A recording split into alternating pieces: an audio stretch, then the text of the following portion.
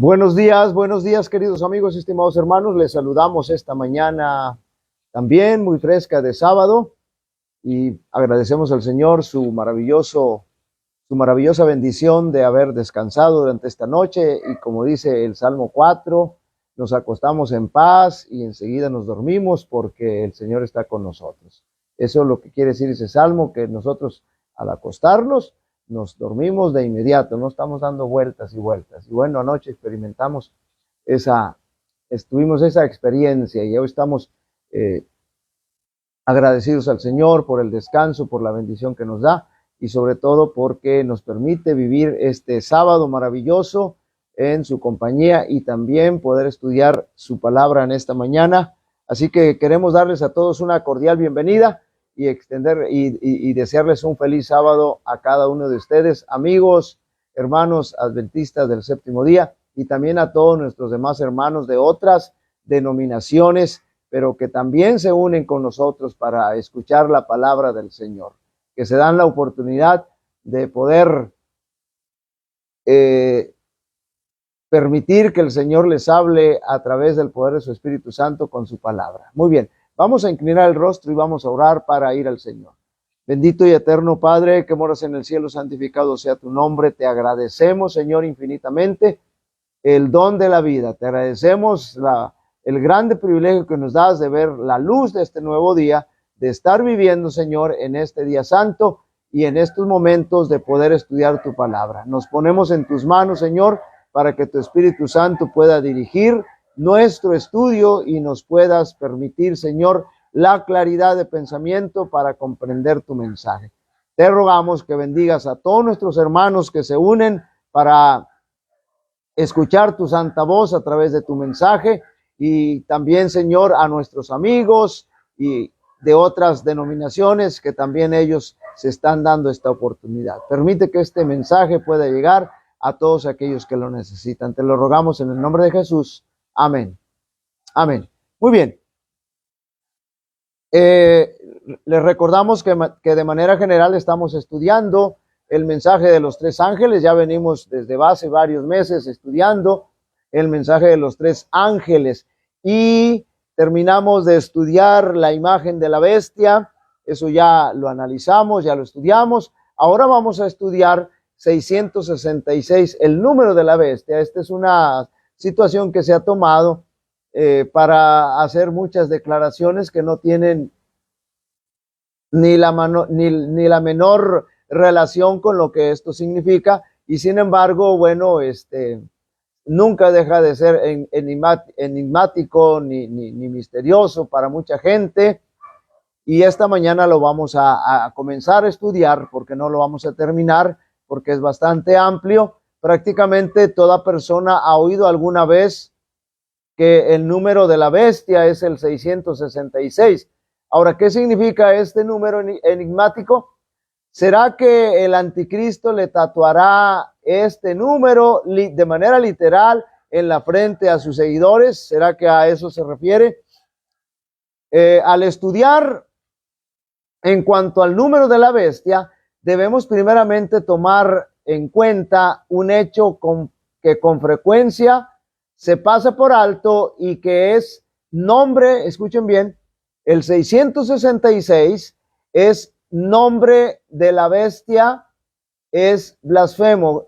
Es que el 666 es que el nombre de la bestia es un nombre blasfemo, es decir, quien usa este nombre, quien ostenta este nombre, está cometiendo el pecado de blasfemia, está blasfemando.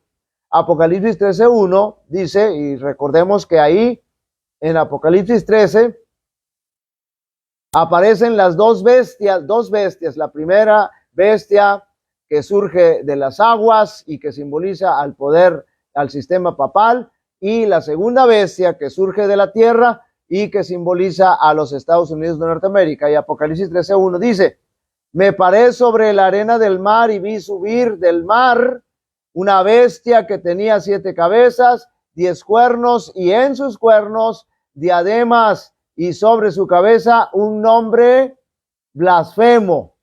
Entonces, La bestia que usa este nombre, el 666, es un nombre blasfemo, es decir, está cometiendo el pecado de blasfemia.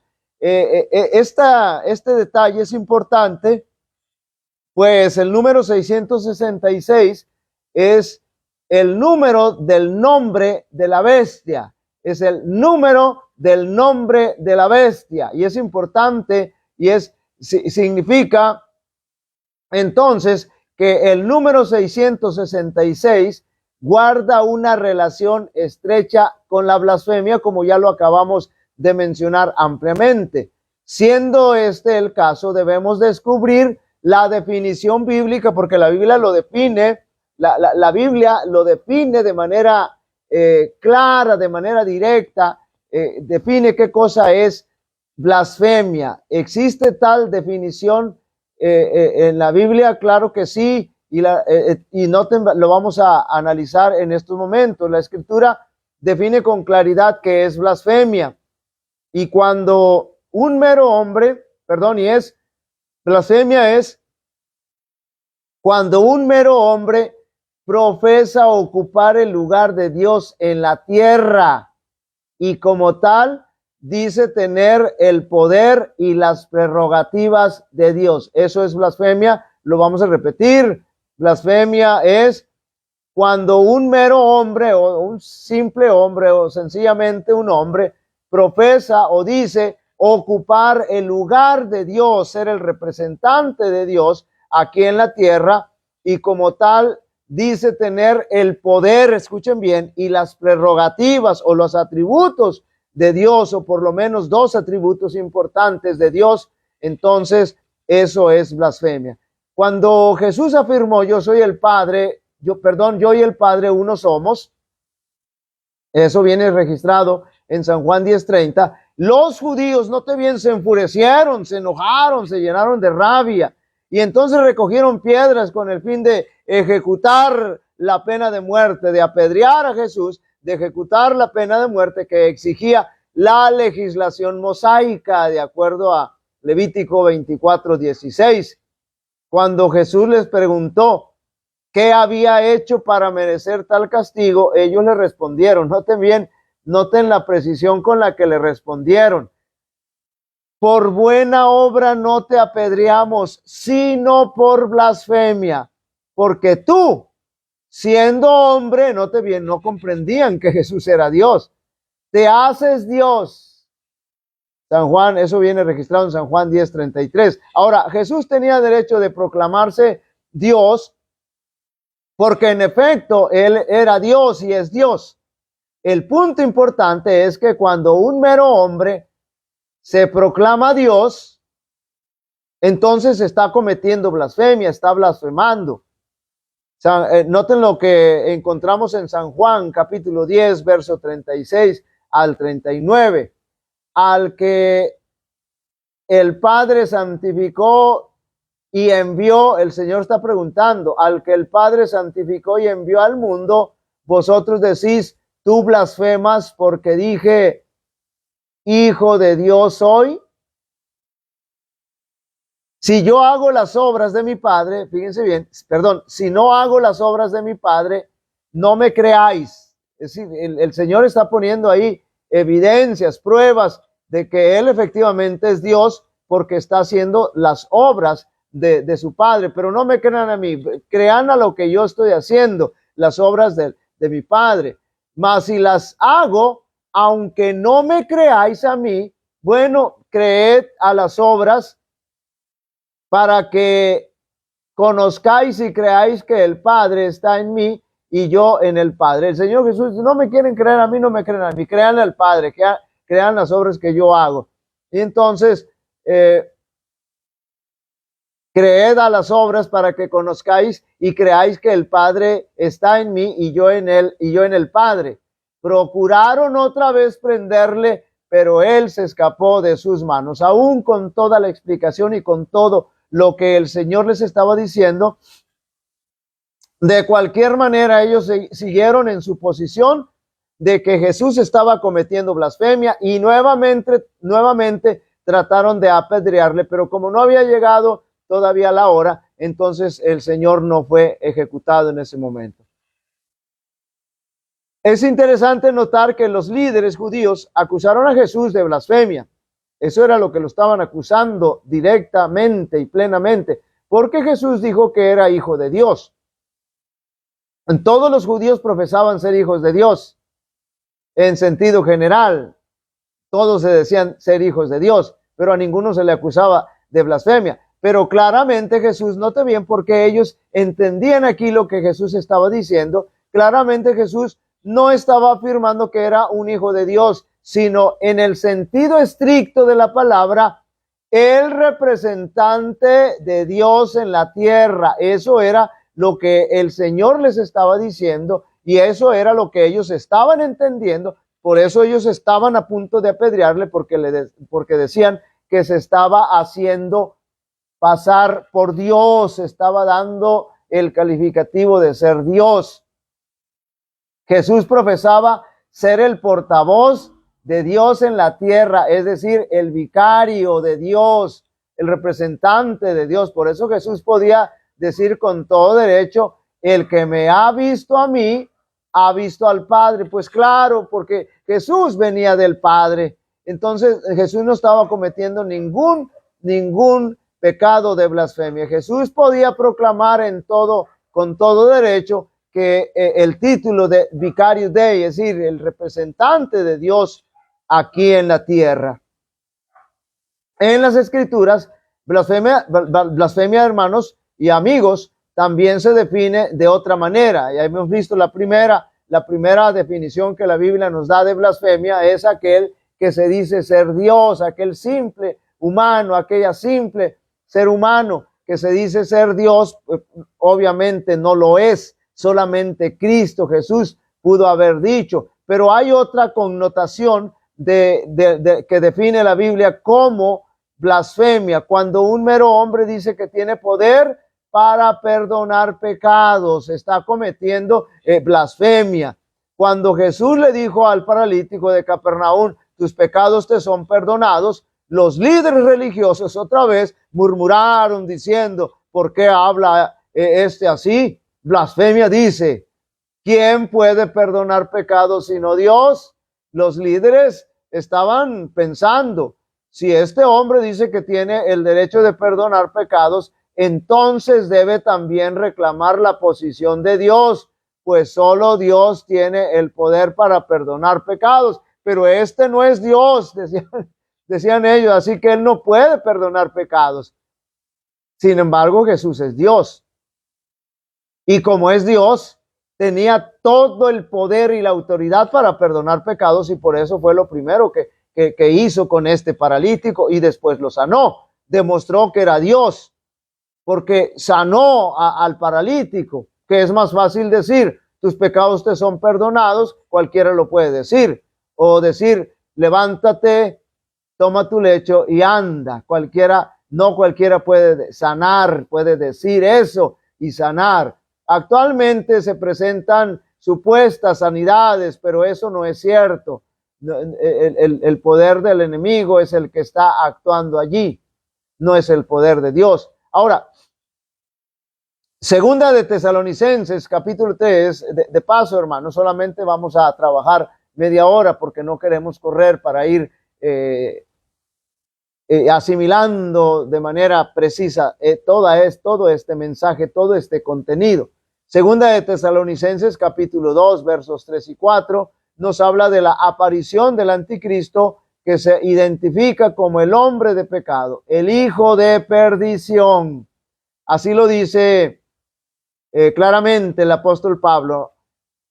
Nadie os engañe de ninguna manera, porque Cristo no vendrá, es decir, hablando de Cristo, porque no vendrá sin que antes venga, es decir, refiriéndose a la segunda venida de Cristo, porque los hermanos habían malinterpretado en Tesalónica lo que el apóstol Pablo había dicho, y ellos pensaban que Cristo Jesús iba a venir cuando el apóstol Pablo estuviera vivo, y pensaban, ellos interpretaron que así lo había dicho el apóstol Pablo, pero el apóstol Pablo no había dicho nada de eso, por eso tuvo que escribir la segunda carta para que a los hermanos de Tesalónica, para que pudieran aclarar esto y lo pudieran entender completamente. Entonces dice, nadie os engañe de ninguna manera, porque no vendrá, hablando de Cristo, la segunda venida de Cristo, no vendrá sin que antes venga la apostasía y se manifieste el hombre de pecado, el hijo de perdición, el cual se opone y se levanta contra todo lo que se llama Dios o es objeto de culto, tanto que se sienta en el templo de Dios como Dios, haciéndose pasar por Dios. ¿Qué es lo que está pasando ahí? Estamos viendo un acto abierto de blasfemia. Este hombre de pecado, este ser humano, primero tiene que llegar este ser humano, dice el apóstol Pablo, para que Cristo pueda venir por segunda vez y entonces se ostente ser Dios, si se sienta en el templo de Dios como Dios, haciéndose pasar por Dios, pero todavía no había ocurrido eso. Así que, pero en nuestros días, ¿qué pasa? Ya está ocurriendo, la palabra de Dios se está cumpliendo al pie de la letra, tal cual fue escrita, tal cual fue inspirada por Dios. Por eso se ha hecho apología. El hombre de pecado ha hecho apología para desviar las profecías y que no caigan sobre ellos, pero finalmente nadie puede ocultar la verdad. Ahora, en estos versículos el apóstol Pablo nos dice que el hombre de pecado se iba a sentar en el templo de Dios, haciéndose pasar por Dios. Nuevamente vemos un poder meramente humano que reclama el título y el lugar de Dios, es decir, un ser humano reclamando el título y no solamente el título, sino el lugar de Dios. Más adelante, en este mismo capítulo, el apóstol Pablo nos informa que el hombre de pecado también pretende ejercer el poder de Dios, aún falsificando las obras maravillosas que desempeñó Jesús cuando estuvo en la tierra, y es más, aún tratará de engañar a la gente. Vamos, ya lo hemos tocado ahí un poquito, a través de señales y milagros. Ahora, segunda de Tesalonicenses, capítulo 2, versos 8 y 9, dice, entonces se manifestará aquel inicuo a quien el Señor matará con el espíritu de su boca y destruirá con el resplandor de su venida, inicuo cuyo advenimiento es por obra de Satanás, con gran poder y señales y prodigios mentirosos, lo que acabamos de mencionar. Pero como no es Dios y como es un blasfemo, entonces recuerden, hermanos, que mismo Apocalipsis dice que cuando Jesús venga por segunda vez, estos impíos dirán a las rocas y a las peñas, caed sobre vosotros y escondednos del rostro de aquel que viene, y entonces será un terrible caos para ellos. Vamos a ver lo que dice Hechos capítulo 2, verso 22.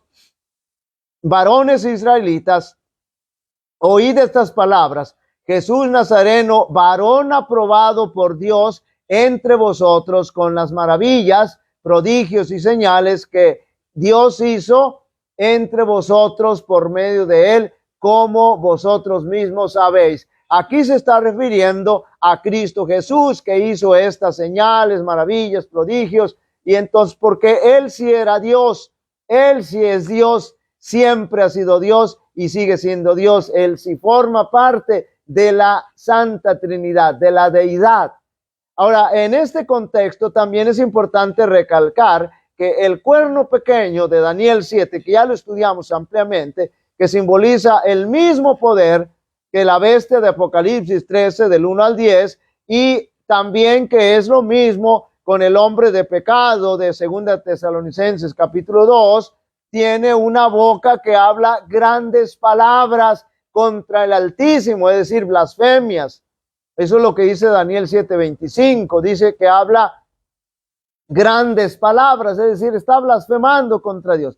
Apocalipsis 13:5 nos explica que la bestia habla grandes palabras y blasfemias, y aquí es más clara la declaración. Este cuerno pequeño no solo pretende ser Dios, sino que se dice tener el poder de Dios hasta el punto de pensar que podía cambiar los tiempos y la ley, es decir, los tiempos proféticos y la santa ley. Algunos hermanos se nos confunden cuando dicen que puede cambiar los tiempos y dicen, por eso cambió el cuarto mandamiento, el sábado por el domingo. No, no se refiere a eso, sino cuando dice tiempos, se está refiriendo a los tiempos proféticos, es decir, trata de desviar las profecías. Y también, pero cuando dice que cuando se refiere a la ley, ahí sí se incluye el asunto de tratar de cambiar el sábado, la santidad del sábado al domingo, pero solamente está tratando, pero no lo ha hecho ni lo va a hacer, porque hay un pueblo grande que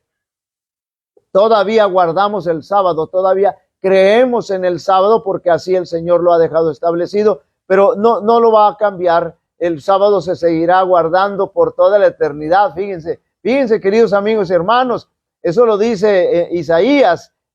Entonces es así que el cuerno pequeño, la bestia, usurpa el lugar de Dios y profesa ejercer su poder, es decir, ahí está cometiendo blasfemia. Ahora, ¿en qué sentido habla el cuerno pequeño, es decir, la bestia, blasfemias contra el Altísimo? Daniel 8 nos da la respuesta indisputable.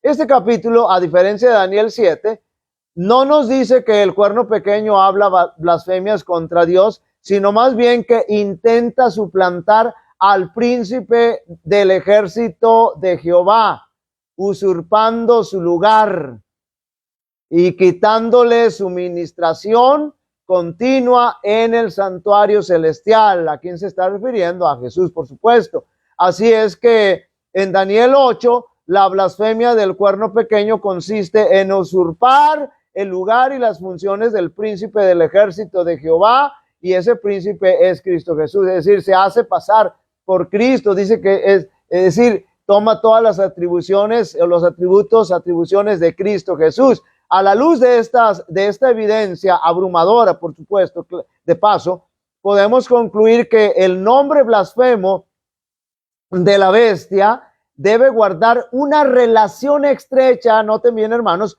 con el intento de hacer ocupar el lugar de Dios en la tierra y ejercer el poder y las prerrogativas que le pertenecen tan solo a Dios, solamente a Dios. Es decir, este 666 tiene que tener relación con este simple hombre aquí en la tierra que está tratando de tomar las prerrogativas del poder de Dios que solamente le corresponden al Señor, los atributos que solamente tiene Dios de ser el representante de Dios, Cristo Jesús, representante de Dios en la tierra, y que puede perdonar pecados. Eso solamente lo puede hacer Cristo Jesús, lo pudo hacer Cristo Jesús porque Él es Dios y ningún hombre aquí en la tierra tiene esas prerrogativas. Así que entonces tenemos que relacionar eso para ir entendiendo cuando nosotros decimos el nombre de la bestia es un número, entonces ¿a quién se lo vamos a aplicar?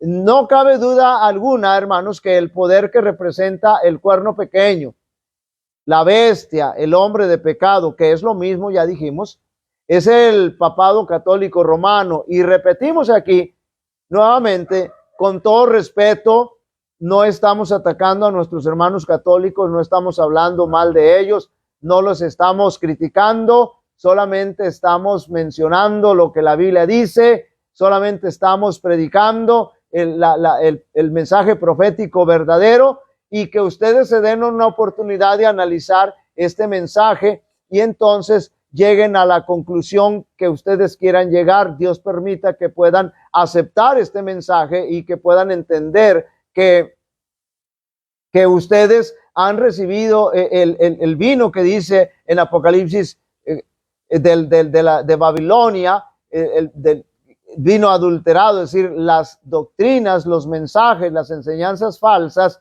pero que ahora la luz de la verdad llega a ustedes y la puedan considerar. Amamos a nuestros hermanos católicos, a nuestros hermanos evangélicos, a todos que profesen cualquier otro credo religioso.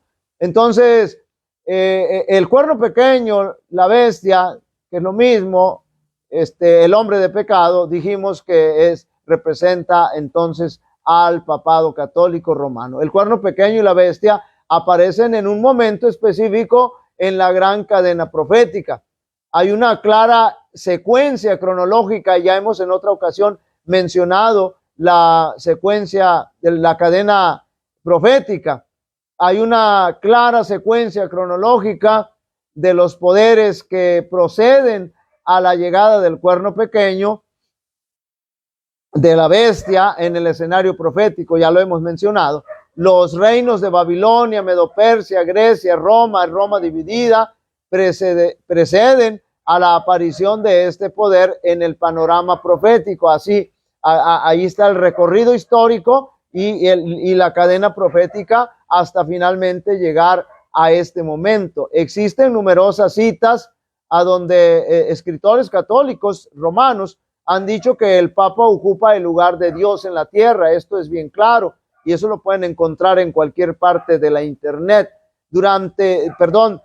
Daremos tan solo unos pocos ejemplos. La prestigiosa enciclopedia católica Promptam Biblioteca explica el poder que tiene el Papa. Note bien,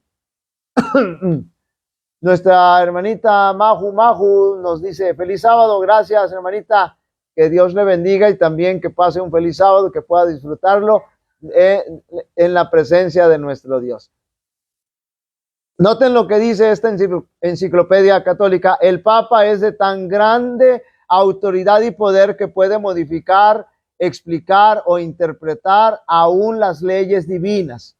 El Papa puede modificar la ley divina, ya que su poder no es de los hombres, sino de Dios, y actúa en lugar de Dios sobre la tierra con el más pleno poder de atar y desatar a sus ovejas. Bueno, eso es lo que dice esta enciclopedia católica, le da a esas atribuciones al Papa. Sin embargo, la Biblia, como dijimos, la Biblia es bien clara. Ya dijimos que cuando esto está sucediendo en la vida del primer monarca católico, es el Papa, está cometiendo blasfemia. Él no puede decir que es el representante de Cristo aquí en la tierra, porque es un ser humano, no es Dios. Es un simple ser humano, pecador igual que todos nosotros, y que necesita de la gracia divina también para poder salvar su vida. No puede decir que él puede perdonar pecados, y ningún sacerdote puede decir que puede perdonar pecados, porque no es Dios. La Biblia dice que solamente Dios puede perdonar, dice la Biblia, solamente Dios puede perdonar pecados. No, nadie más puede perdonar pecados. Entonces, sin embargo, ellos dicen eso. El Papa Nicolás, quien ocupó el trono papal desde el año 858 hasta el año 867 después de Cristo, afirmó: es evidente que ningún gobierno terrenal pueda atar y desatar a los papas, ni aun por el apóstol Pedro, si regresase a la tierra, ya que Constantino el Grande reconoció que los pontífices ocupan el lugar de Dios en la tierra. Y noten bien, a quién están poniendo como base: a Constantino el Grande, un ser humano, un civil, un exgobernante. Entonces, ya que Constantino el Grande reconoció que los pontífices ocupan el lugar de Dios en la tierra, o sea que se le da más valor a la palabra de un ser humano a que lo que la Biblia dice. Y ningún hombre puede juzgar a la divinidad. Nosotros pues somos infalibles, y cualquiera sean nuestras acciones, solo somos responsables por ellas ante nosotros mismos. Pues qué fácil. Este sí es un evangelio totalmente regalado. Ahora, el Papa León XIII, en una encíclica fechada el 10 de enero de 1890, escribe sobre los deberes principales de los cristianos como ciudadanos, pero el maestro supremo de la iglesia es el pontífice romano, y por eso la unión de las mentes requiere, junto con una perfecta armonía de la misma fe, de la única fe, la sumisión y la obediencia de la voluntad a la iglesia y al pontífice romano, como a Dios mismo. Note bien la blasfemia. Una vez más, el Papa León XIII escribió el 20 de junio de 1894, nosotros, es decir, los papas, ocupamos en esta tierra el lugar del omnipotente Dios. Tremenda, tremenda blasfemia, con todo respeto. En repetidas ocasiones, diversos escritores católicos se han referido a los papas como vicarios de Cristo, es decir, representantes de Cristo, vicerregente de Cristo, y así como vicario del Hijo de Dios. Vamos a ofrecer algunas pruebas más adelante respecto a esto, pero la Biblia menciona varias funciones que le pertenecen tan solo a Dios. Y con esto vamos a concluir, voy a mencionarlas, son algunas, y con esto vamos a concluir para continuar el próximo sábado. Número 1, Dios mora en la iglesia por medio del Espíritu Santo, solamente Dios, nadie más. Número 2, el representante de Cristo en la tierra es el Espíritu Santo, y eso ya lo habíamos dicho en otras intervenciones, pero solamente el Espíritu Santo. Una vez, cuando Cristo está aquí en esta tierra, Él es el representante del Padre Celestial. Pero cuando Cristo asciende al cielo, entonces el representante de Cristo, el vicario de Cristo, es el Espíritu Santo y nadie más. Dios es nuestro único Padre espiritual, solamente Dios. Por eso Jesús dijo, a nadie más le llaméis Padre. Solo podemos inclinarnos y arrodillarnos ante Dios. Y recuerden, hermanos y amigos, en el Apocalipsis, cuando Juan se quiso arrodillar ante el ángel, le dijo, no, levántate, párate, porque tú y yo somos consiervos. Al único que tenemos que darle adoración y gloria y honra y arrodillarnos ante Él es a Dios. Y en el Antiguo Testamento, hermanos, hay, no vamos a meternos en eso, pero hay episodios donde el ser humano se postra ante aparentemente un ángel, pero no, es ante Cristo Jesús. Ahora, Dios es el único que puede perdonar pecados. Eso está clarísimo en la Biblia, ya lo mencionamos en otras ocasiones y en estos momentos también. Dios es el único que es infalible, es decir, no falla en sus declaraciones. Pues sí, el Señor no se equivoca porque Él es Dios, Él conoce el fin desde el principio. Entonces, Dios es el único que tiene derecho a poner y quitar reyes. Si alguien está reinando y que es corrupto y que no merece estar gobernando, por alguna razón el Señor le ha permitido estar ahí, porque Él es el que pone y quita reyes. Y Dios es el único que tiene derecho de juzgar y nadie lo puede juzgar, solamente Dios es el único que puede ponerse la túnica de juez, y eso nos encanta mucho a los seres humanos, estar juzgando, condenando, criticando, poniéndonos en el lugar de Dios. Estamos cometiendo blasfemia cuando hacemos eso. Dios es el único que puede pronunciar la sentencia de muerte contra los rebeldes empedernidos, porque Dios es el dueño de la vida, Dios es el creador, Él es el único que puede quitar la vida porque Él es el que la da.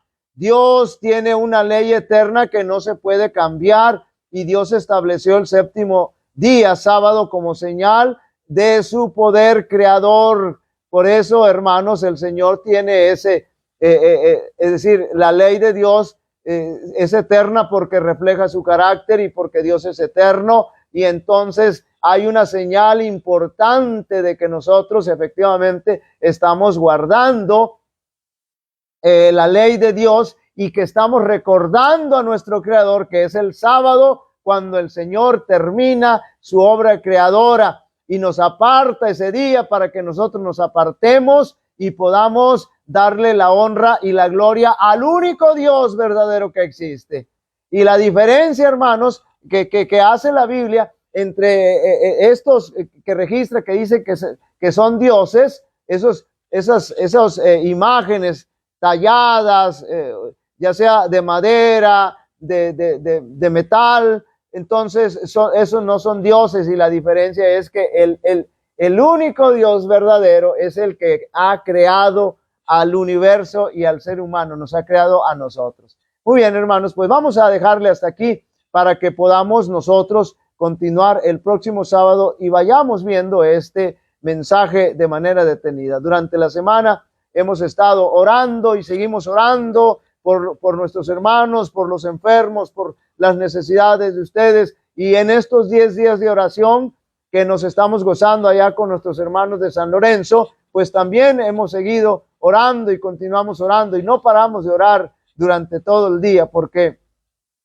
debemos explotar, debemos aprovechar esta herramienta que el Señor nos ha dejado tan maravillosa como lo hemos estudiado durante estos 3 días que llevamos de oración. Así que no se pierda, estamos subiendo los mensajes también, si los quieren ver, ahí los estamos subiendo para que no se pierda usted lo maravilloso que es estar en comunicación con el Señor a través de la oración. La gran bendición que recibimos del Señor cuando nos ponemos a orar. Muy bien, vamos a orar para poder continuar con nuestras labores, actividades espirituales, donde habremos de honrar y glorificar el nombre de nuestro Dios. Vamos a inclinar el rostro. Querido y amante Padre que moras en el cielo, santificado sea tu nombre. Te agradecemos infinitamente, Señor, por ser tan bueno con nosotros, porque nosotros, siendo tan pecadores, Cristo Jesús vino a morir por cada uno de nosotros, y ahora, si la aceptamos, Señor, tenemos la oportunidad de alcanzar la vida eterna. Ayúdanos, Señor, a poder compartir este maravilloso evangelio que has dejado con nosotros. Gracias por tu palabra, Señor. Bendícela, permite que pueda llegar a los corazones que la necesitan. Acompáñanos durante todo este santo sábado, y que podamos ser luz, que podamos ser bendición, y que podamos honrar y glorificar tu nombre. Manifiéstate, Señor, en nuestras vidas. Permítenos sentir tu presencia en nuestro ser. Te lo rogamos, te lo pedimos todo en el nombre de Jesús. Amén. Amén. Muy bien, hermanos, pues que pasen, que sigan disfrutando del sábado, y si el Señor nos presta vida y salud y todo está bien, por aquí nos veremos entonces el próximo sábado, primeramente nuestro Dios. Que Dios les bendiga y que disfruten del sábado.